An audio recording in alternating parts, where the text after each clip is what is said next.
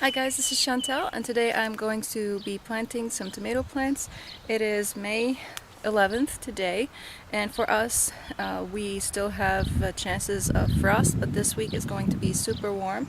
My plan this year is to extend our growing season because we have a very short growing season. So I planted my tomatoes early, and as you have seen them in the thumbnail, my tomatoes are gigantic right now, and I should have pot them up a second time, but I really didn't have the chance to because, you know, life.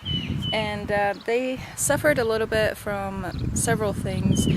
First, I had an aphid infestation. You probably have seen the aphid video that I posted before this video. If you haven't, go check it out. I'll leave a link for it in the description box below. But basically what happened, I had an aphid infestation in my plant room, and it started on my peppers and eggplants and the warm weather plants. And I thought I was okay. I checked all the other plants and it seemed like they were fine.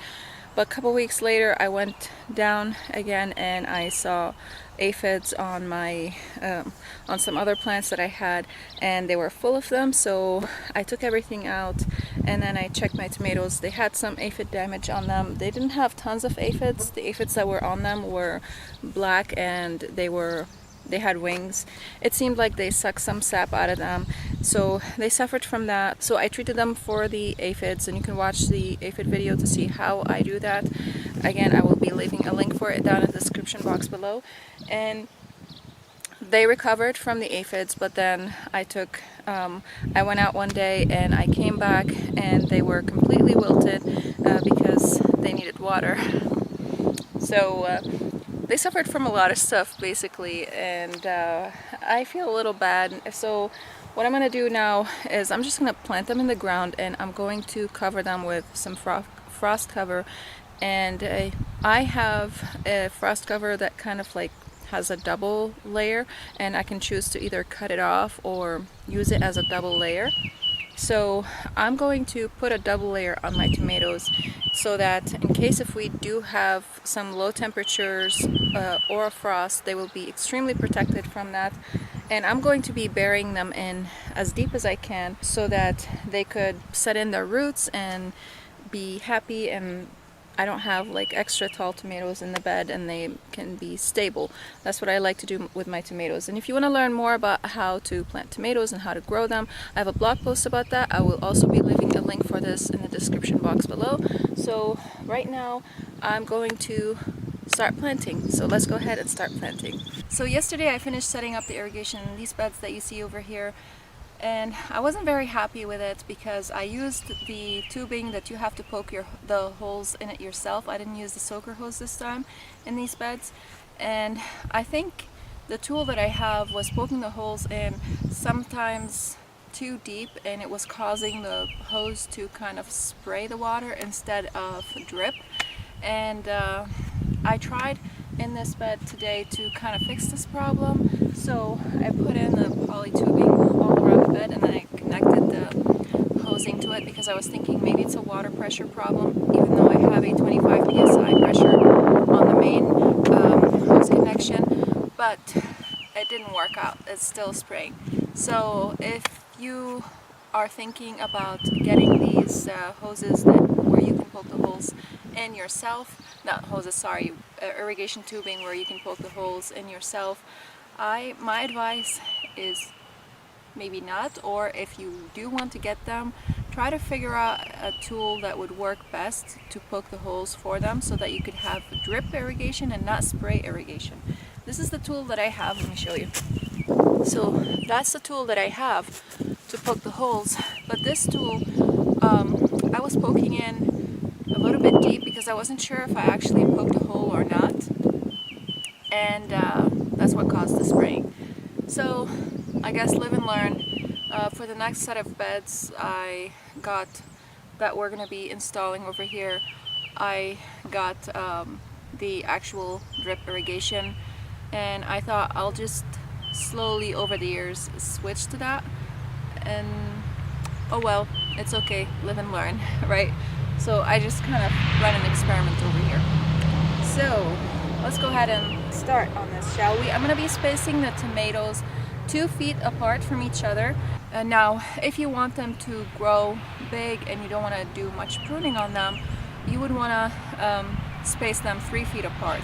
But for me, I like to prune my tomatoes really well, and I like to have a single stem tomato because I find that produces the best tomatoes. It produces large tomatoes.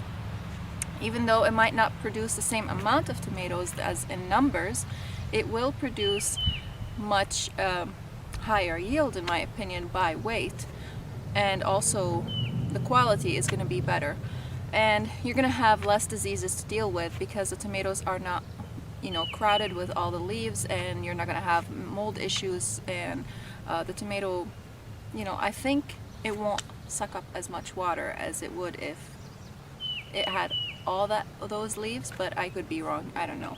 So that's how my parents grew them, and that's how I grow them. Okay. Oh, don't want to break it.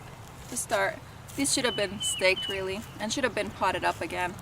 But what I'm gonna do is I'm gonna take the bottom leaves, which are already dead because of the aphids and because they dried up and all that, and I'm gonna bury them about this deep right here, and then as they grow I'll come back and I'll prune the bottom leaves, because if the bottom leaves touch the soil, you are risking funguses, soil-borne diseases and funguses to occur on the plant, and you want to prevent that from happening. And by pruning off the bottom leaves, now there's less chance of that from occurring because the dirt is not touching the plant, and there's less chance of the dirt to splash onto the plant.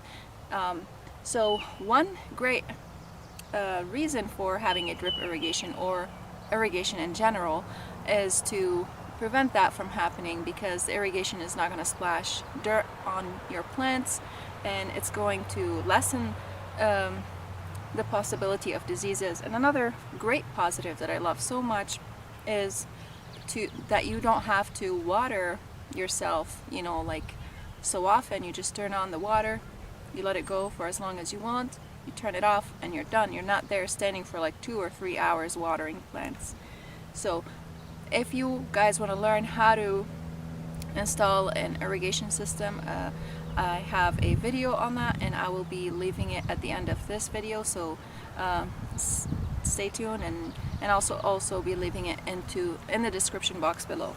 So now that I removed the leaves, oh, I forgot the fertilizer. I better go grab it and I'll be right back. We have to fertilize the plants, of course. I have a general plant fertilizer, and tomatoes, in the beginning stage, you want to give them some nitrogen so that they can grow and produce leaves and, you know, grow their stems, because you don't want to have them put energy into producing fruits in the beginning. And then once they are strong enough to produce fruit, then you want to start introducing some phosphorus and into the plant. You also want to have some potassium and calcium and magnesium. Calcium and potassium and magnesium, all of them are vital for tomatoes, for tomato plants, but also they prevent the plant from getting diseases. They also keep the plant leaves healthy, and they prevent blossom end rot, especially calcium. So, and magnesium as well. Let me go grab the fertilizer and I'll be right back. You can use any organic fertilizer. This is the one that I use, Organic Plant Tone by Espoma. They also, this is not sponsored by the way, they also have some tomato tone, and that is specifically designed for tomatoes. So if you feel kind of like intimidated by fertilizing tomatoes and making sure your tomatoes are healthy and all that, then go ahead and use that one. And I'll be leaving a link for these 2 products down in the description box below. I'm not sure how my tomatoes are going to be doing over here, so I'm probably going to be giving them a little bit more nutrients than just this, but for now that's what I have, so I'm going to be putting this in. I need to do I need to do a soil test on my soil over here, because we put in some compost and some soil that we ordered from a landscaping company near us, So I'm going to, again, so I need to know what this soil is like, and I need to know what the pH level is like so that I can better so I can provide better nutrients for my plants. Tomatoes like a pH between 6.2 and 6.8, so that's slightly acidic, that's not too acidic, and it's not neutral. They would do okay in neutral as well. Neutral soil, neutral pH is 7. So let's go ahead and fertilize and then plant. I think I'm gonna fertilize the whole area because I might plant something under the tomatoes. I like to do that all the time. Oh, it's one of my husband's bees. It's visiting. That is a fat one. Looks like a drone. Anyways, squirrel. So I like to plant things under tomatoes, things like radishes and turnips and beets and stuff like that. I'm also going to be planting some basil that I got from the grocery store several months ago. It's still okay. They kind of plant many seeds in the same pot, so it started seeding because sometimes I let it dry out, and that's my fault. And I'm gonna also be planting this rosemary. So I'm probably gonna be separating the basil. Hopefully that's not gonna like harm it, or I might just plant the whole clump in one place and see how it does. And then seed some basil later on next to it. So let's go ahead and fertilize the soil.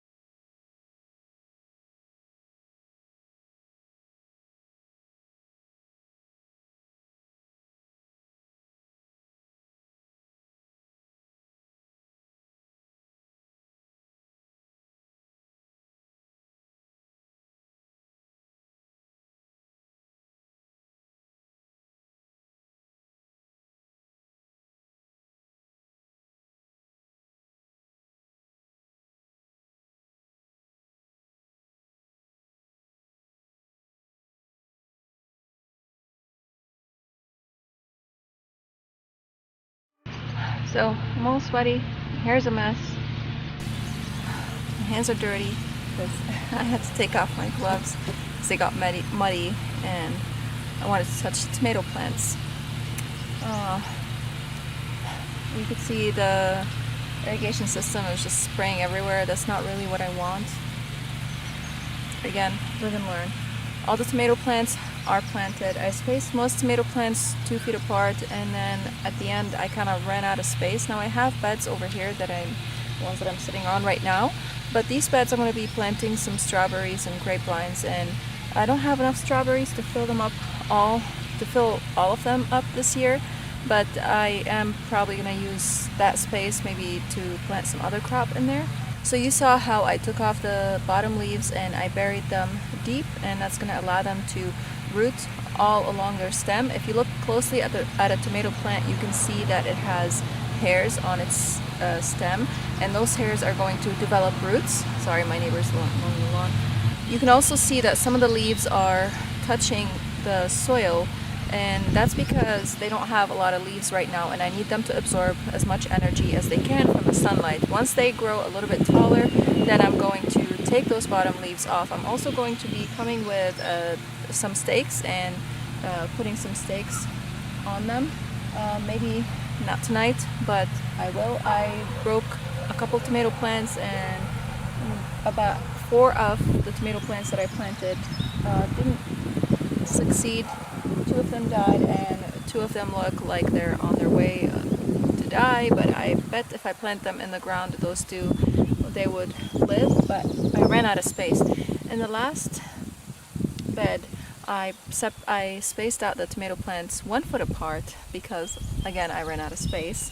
And then I came and I planted some rosemary and basil in the middle of one of the 2 plants, and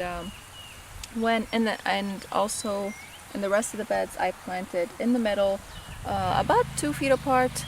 Kind of if you center them, they're about 18 inches apart, I would say. I planted the rest of the tomato plants in there, and because I'm going to be pruning them hard, I'm not super worried. We'll see what happens. I don't have a lot of frost protection covers, so because of that I decided to plant them all in this space, and also the other hoops are not cut up yet, so they come in a loop kind of wire, and so I would have to cut them up and all that. So I just decided to plant them all in this space, and I think they'll be fine. I've planted a lot of plants close together and they all did fine, as long as you just give them the nutrients that they need and the water that they need. Again, if you want to learn more about planting tomatoes, I will be leaving a link to my blog post down in the description box below, and I'll also be leaving a link for the irrigation system. Now, the other irrigation system in the other beds is so much better than this because I used soaker hoses, but this one I went ahead and used something else because I just wanted to try it and see how it works. I want to thank you guys for watching. If you are new here, please don't forget to hit that subscribe button and the bell to receive notifications of whenever I upload new videos. And if you like this video, go ahead and hit that like button. And thank you for watching, and I'll see you again next time.